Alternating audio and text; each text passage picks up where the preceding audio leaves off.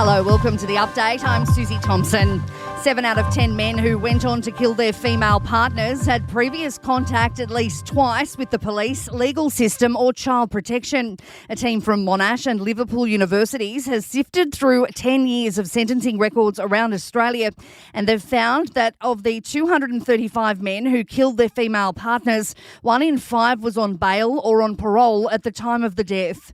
Family violence academics say the data shows the deaths are inherently preventable, as the violent behaviour was not out of the blue. Almost 70 passengers are stranded in New Zealand after their plane was forced to make an emergency landing. The Virgin Australia flight was bound for Melbourne when it experienced an issue after takeoff. Michael was on board and says flames began spurting from the Boeing 737's engine. Within 10 seconds, we just hear a loud bang within the cabin. Flames, pshum, pshum, pshum. There was initial panic, a few cries, but that very quickly kind of dwindled down as passengers kind of reassured one another. The incident is the latest in a string of blunders from Boeing. Families are being given the resources they need to help address the hidden trends of disrespect that children are being exposed to online. It's a new phase of the federal government's Stop It at the Start campaign aimed at the underlying causes of sexual and family violence.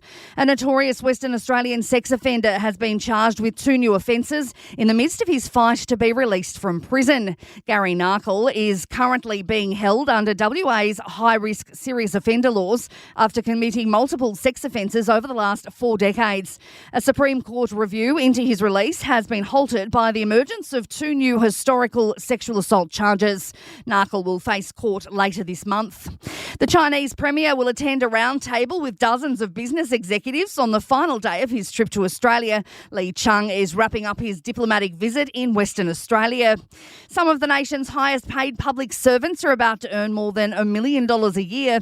The Canberra Times reports the Prime Minister and Cabinet Secretary have been earning a total remuneration package of $977,000 a year. From July, that will crack $1 million. And an unlikely movie has just set a world record. Pixar's Inside Out 2 raking in $295 million globally on its opening weekend. Parent company Disney says it's the best opening weekend by an animated film in history. Sport and entertainment are next.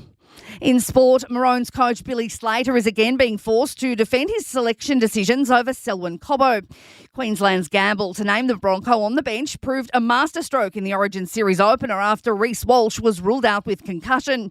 But Cobbo has been dropped for Game 2 due to injury and form.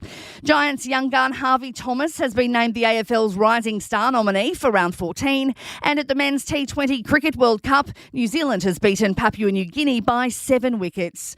In entertainment news, Coldplay has announced a new album which will also be environmentally friendly. Each vinyl copy of Moon Music will be made out of recycled plastic bottles. It will also be available on an eco CD created from 90% recycled waste. And J-Lo and Ben Affleck have listed their $91 million home for sale amid divorce rumours. The Hollywood couple's been under the microscope for the last several weeks, with J-Lo cancelling her tour to be with her family.